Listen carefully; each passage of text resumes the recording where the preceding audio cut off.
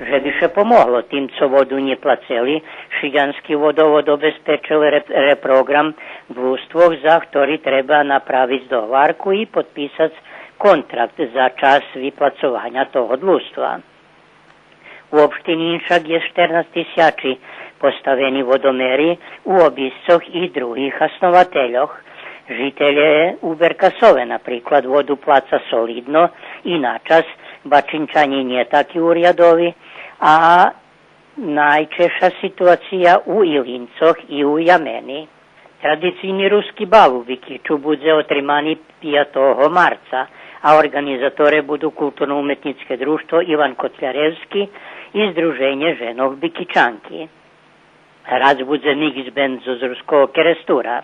Uhodna cena 1000 dinari po osobi, doktore urahovani i jedlo i pice, a predavanje u hodnicoh počalo už od dneška.